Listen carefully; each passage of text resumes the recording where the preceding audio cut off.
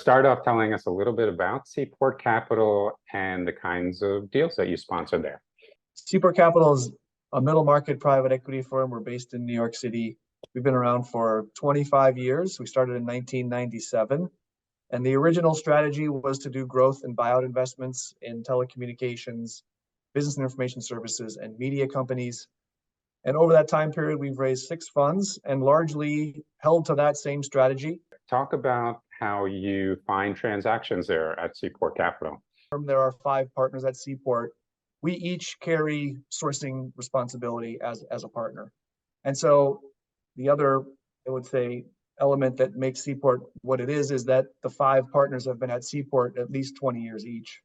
And so over that time, again, not to be redundant, but staying focused in a vertical, staying focused in a certain size of the market, we have built up, we think, fairly robust networks of intermediaries, investment bankers, management teams, and we will continue to call on them and go to the same conferences, call the same investment banks, which tend to be kind of your smaller boutique investment banks. Not to say that we don't try new things or bring in new technologies, certainly much more robust in terms of CRM, for instance, or using technologies like a Sutton Place Strategies, for instance, just to help us see who else is out there that we may not know or may not be in our network yet. Scott, tell us about a company that you're excited about and how you found it.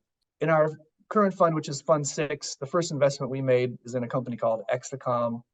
Exacom provides logging recorders to the public safety market, which in layman's terms is they record all the calls that come into a 911 call center, whether it be from your telephone, your cell phone, VoIP phone, text, the police radio, all of that communication gets captured by Exacom's recorder. And this transaction, it came in, again, like a somewhat typical deal that we ultimately get done. It came in through a smaller buyout fund that we know very well.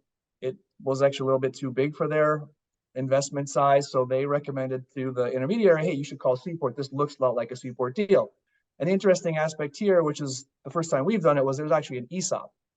And so the CEO of this company had worked with this business under the ESOP structure for 3-4 years and got to the point where he said, hey, I can grow this business a lot faster if I kind of unwind this ESOP structure and I can put more of my cash flow and profits into growing the business versus kind of managing the ESOP structure. And so all those elements kind of came together to us from the standpoint of business model setup where we're going to work with the existing CEO. He rolled into the new deal, and it was in a sector that we thought we could, again, kind of consolidate some of the other companies who look like Exacom, as well as add to the platform through M&A.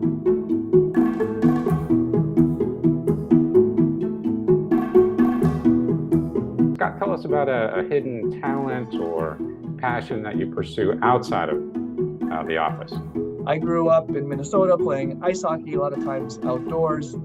My kids here, I live in New Jersey, are both ice hockey players. And so I've tried to give them the same opportunity I had, which is building an outdoor ice rink every winter for about the past 15 years.